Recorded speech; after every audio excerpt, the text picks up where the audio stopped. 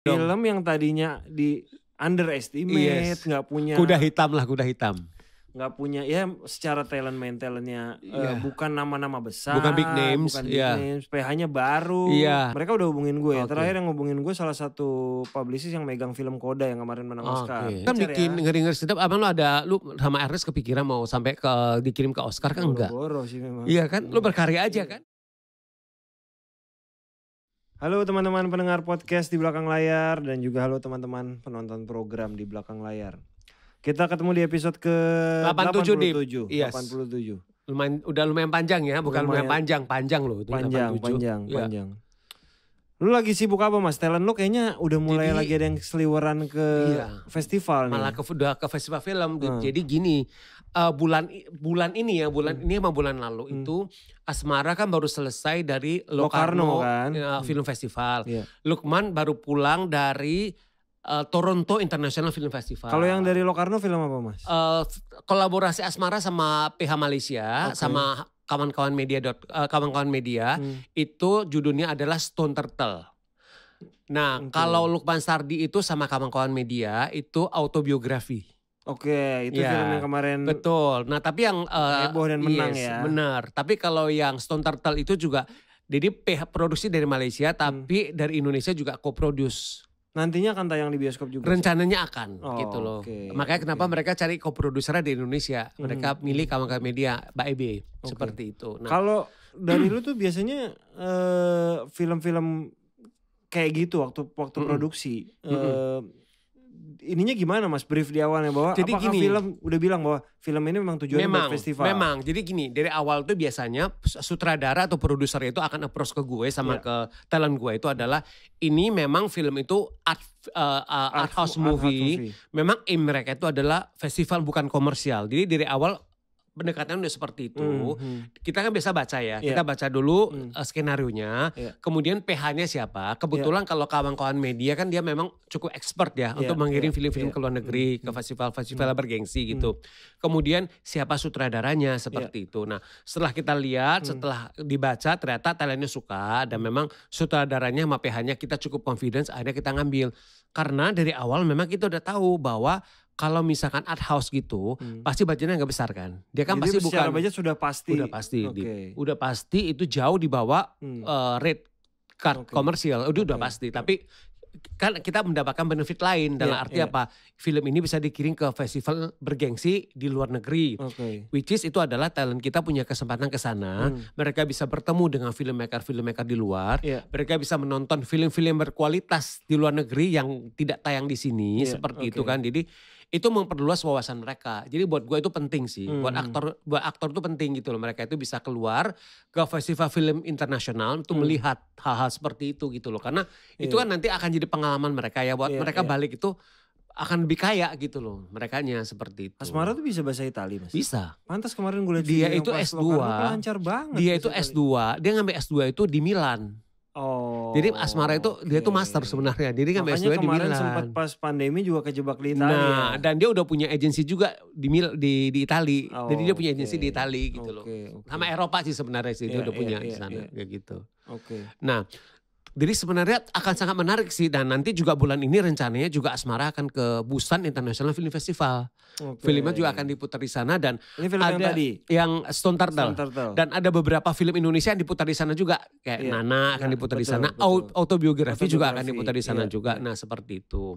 Nah terus gue balik lagi ke lu sebagai produser yang gue denger ya, bukan gue denger itu udah pasti sih.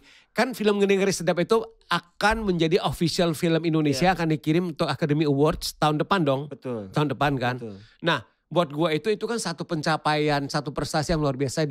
Nah gak gampang sih kalau menurut gue ya. Lu bisa menjadi wakil Indonesia itu di Academy Awards gitu. Nah yang gue pengen tahu itu di tahun ini berapa film sih yang berkompetisi untuk di kategori Best Foreign Film? Sebenarnya untuk pengumuman itu kita juga gak di-share. Gue juga nyari sendiri ya. Sampai batas akhir tuh yang gue dengar adalah batas pengumuman itu mereka nonton 2 film terakhir memang.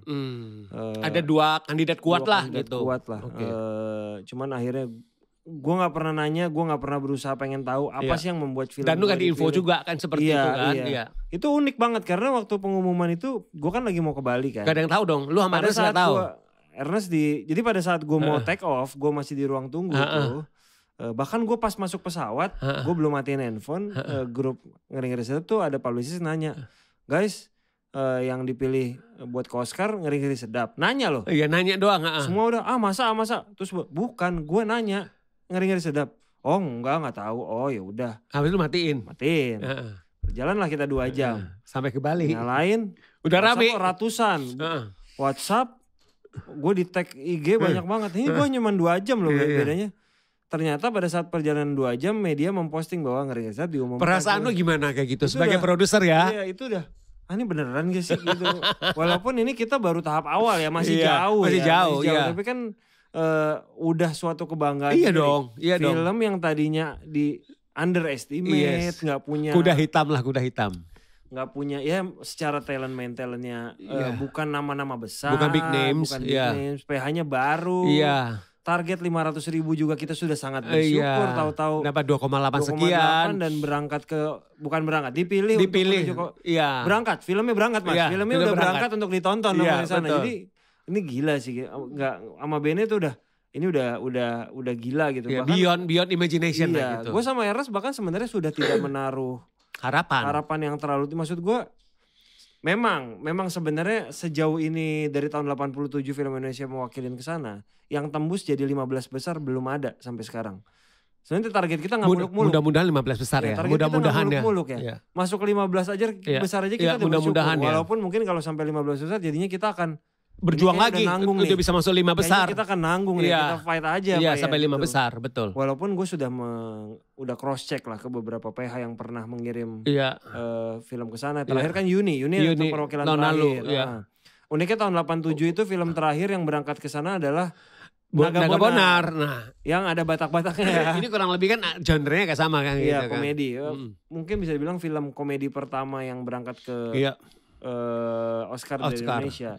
Iya. Gue ngecek ke beberapa PH, bahkan Parasite katanya ya, gue mencoba mencari itu modalnya hampir lebih dari 300 miliar untuk campaign, screening, iklan untuk dia masuk Oscar dan menang. Bahkan beberapa film-film Indonesia itu ya lebih dari 2 miliar keluar untuk budget ke sana. Sementara buat kita bukannya nggak mau ngeluarin budget, ini pertarungannya kan kita ngegarmin air nih kalau kita ini kan. Jadi air laut digarmin itu pasti berat. Nah, mereka semua nyaranin ya udah kita harus punya partner ya, ada Departemen Pendidikan Kebudayaan lah, kita lagi ngobrol dan beberapa badan film lain yang bisa mendukung kita untuk apa yang bisa disupport, karena ya kita kalau jalan sendiri juga kan berat kan. Jadi sambil me-approach lah dari pemerintah untuk bisa mensupport. Lu juga udah mulai cari-cari belum publicist di Hollywood yang nanti akan bantu kalian untuk itu? Nyari mas. Mereka udah hubungin? Yang WhatsApp gue udah banyak. Nah masalahnya kan gue tuh belum bisa jarak lebih lanjut. Malah mereka hubungin lu? Mereka udah hubungin gue. Terakhir yang hubungin gue salah satu publicist yang megang film Koda yang kemarin menang Oscar. Mereka memang sudah minta untuk jadi partner. Tapi again, ini kan kita ayam telur nih, mau ngobrol dulu apa budget dulu. Iya benar. Sementara memang ketika kita hubungin publicist, mau gak mau yang dibutuhkan adalah budget pasti kan. Mereka kan bukan bantu cuma-cuma ya. Enggak. Tidak ada urusan cuma-cuma. Enggak. Kita saat ini sih di Oscar itu ada perwakilan juri dari Indonesia, Amelia Hapsari. Jadi dia kebetulan udah kita kasih screener. Semoga sudah menonton. Oh dia tuh salah satu yang salah satu tim Academy Award. Oh dipilih dia. Dia memang pindah ke sana. Mbak Amelia tolong dibantu ya. Tolong dibantu ya Mbak, demi Indonesia. Jadi dia udah nonton, udah gue share juga. Memang salah satu yang paling minim sih sebenarnya katanya bikin screening di sana. Harus ya memang seperti karena itu. Supaya orang-orang tahu. Seingat gue tahun lalu Yuni sempat bikin screening di sana kan, kalau nggak salah ya. Kalau nggak salah. Marlina yang bikin. Bukan Yuni. Marlina sempat bikin screening. Enggak, Marlina sempat bikin. Iya. Marlina, gue udah ngobrol juga sama Ojan. Ojan. Produsernya kan. Ya udah memang yang tahap-tahapannya dilakukan memang nggak gampang, cukup banyak gitu. Dan memang yang dibutuhkan adalah publicist yang banyak. Iya. Tapi untuk publicist kan jadi uang yang banyak. Itu Januari 2022 kan Oscar? 2023. 2023 ya. Pokoknya kita tahapannya kalau di Indonesia kan yang akan lewat ada Festival Film Bandung. Kemudian FFI, Maya. Kayaknya Oscar dulu ya. Oscar udah Maya sekarang agak di Q1 akhir gitu loh di Maret April kalau nggak salah. Sih, ya kalau nggak ini Maya dulu baru Oscar ya. Iya habis itu nanti IMA. Indonesia Movie Actor Awards. MNC kan? Iya MNC. Betul. Ya. Jadi gue sih memang tidak menaruh ekspektasi terlalu tinggi, tapi ya kita mencoba. Betul. Mencoba untuk. Betul. Ya, karena gini, karena ini kan opportunity, ini kesempatan kan. Bagaimanapun juga itu kan, ya dicari jalannya segimana itu bisa maksimal aja. Kalau gue sih seperti itu kan. Ini kan sejarah. Itu kan gak akan terulang lagi dalam mungkin sekali lagi never say never. Tapi maksud gue kan di depan mata lu masa gak lu apa-apain sih gitu loh maksudnya kan. Kayak gitu. Ya at least berusaha dengan kemampuan yang ada. Betul. Gue gak mau ngoyo juga. Betul. Karena kalau juga terlalu ngoyo. Iya. Pasti malah ntar kecewa juga jadinya. Betul. Dan maksud gue ini keputusan lu. Ini kan keputusan kan juga. Bukan keputusan lu aja kan lu masih ada eksekutif produser juga yang memang lu harus ngajak ngomong apa segala macam kayak gitu kan. Gitu loh. Jadi ya kita sambil menunggu dan berharap. Ya moga-moga ada yang support. Yes. Moga-moga ada kabar baik dan bisa masuk 15 dan mudah-mudahan bisa memberikan kebanggaan terhadap gak cuma perfilman Indonesia tapi kepada bangsa Indonesia gitu menurut gue. Tapi kalau dari lu ya Mas ya, ini film-film yang khusus masuk ke festival biasanya gitu ya. Secara budget tadi kan udah jelas tahu yang lebih kecil. Tapi hampir semua film festival, film yang dimasukin ke festival tujuannya itu pasti salah satu pemainnya atau filmnya berpeluang menjadi film terbaik biasanya. Biasanya lah. Iya. Kenapa menurut lu Mas? Filmnya sama. Jadi kalau misalnya di award atau di FFI gitu biasanya film-film yang dari awal ditujukan ke festival hampir pasti, gue gak bilang selalu, hampir pasti berpeluang menjadi film terbaik. Atau salah satu talentnya pasti menjadi nominasi atau menang. Dan memang biasanya talent-talent itu pada bagus-bagus banget kalau film festival. Kenapa menurut lu Mas? Karena gini, kalau menurut gue ya karena memang satu film itu memang udah didesain kan untuk dikirim ke festival film. Jadi gini, dari awal itu memang udah didesain Jadi misalkan kalau mau bikin film komersial dari awal kan mereka udah ngedesain ini adalah film untuk komersial. Mereka akan cari aktor atau aktris yang memang komersial filmnya itu tinggi. Jadi mereka akan mencari bankable actors atau aktris kan kayak gitu kan, yang nilai jualnya tinggi, yang nilai komersialnya tinggi. Nah, kalau misalkan mereka ke film untuk yang festival, mereka pasti akan mencari aktor atau aktris yang memang benar-benar kualitas aktingnya itu memang yang mumpuni. Memang kualitas aktingnya itu memang bagus banget. Jadi mereka memang mencari aktor atau aktris, mereka nggak akan cari pemain gitu loh. Nah maka itu kenapa kalau di dalam festival film itu, kalau untuk film-film festival yang main itu kalibernya memang udah dahsyat banget. Tapi secara reading itu nggak ada perbedaan ya Mas? Sebenarnya enggak. Sama aja. Makanya kalau gue sama aja sih nggak sampai berbulan-bulan juga sih. Misalkan gue ambil contoh yang ini yang Stone Turtle. Ini kan zaman pandemi readingnya Asmara malah reading Zoom.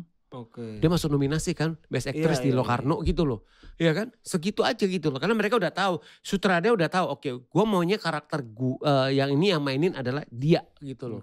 Di otak mereka itu, di pikiran mereka itu udah seperti itu gitu loh. Karena soalnya kan Stone Turtle, autobiografi. Before Nana gitu. Nah, itu kan film-film yang gila si itu. Laura udah menang aja di Best Supporting Actress di mana di Berlin. Betul. Nah, itu gitu loh maksudnya. Jadi kan segitu memang talent-talent ini ya terlepas talent ini kalau main di film komersial juga bagus ya. Tapi memang entah kenapa sinarnya lebih keluar ya kalau lagi. Karena kalau menurut gue apa ya, buat mereka sendiri kan juga ada satu tantangan ya. Karena lu bisa main film lu itu ditayang di festival film internasional yang kalibernya seperti itu. Dan kan, lu berpeluang juga untuk main di luar. Nah, soalnya. gue sama talent gue itu selalu punya, memang kita berharap seperti itu ya. Ya mudah-mudahan dilirik enggak juga nggak apa-apa. Tapi at least kesempatan lu dilirik kan lebih besar daripada iya dong film lu dikirim di luar daripada film lu kan dikirim di festival luar negeri kan kayak gitu karena jadi kemungkinan itu selalu ada gitu loh kalau menurut gua gitu loh. Itu sih Dip. Memang itu mungkin bedanya. Jadi tahun depan atau yang jalan masih ada nggak yang baru yang akan buat festival dari televisi? Kalau untuk yang festival itu tahun ini lagi ada beberapa tawaran juga, tapi kita lagi baca, ya kan mudah-mudahan ada yang kena aja seperti itu gitu. Mudah-mudahan sih. Gue paling Gaspar tuh ya, udah syuting itu kan? udah Kemungkinan syuting. besar itu kan masuk ke festival Betul. dulu kan. Dan juga gini, series itu juga sekarang itu juga punya peluang juga loh, Dip. Karena kan gue tuh pernah ya 3-4 tahun lalu itu gue ke Singapura, itu yang Asti pernah menang, dia itu jadi best actress, ada penghargaan yang Asian Academy Creative Awards.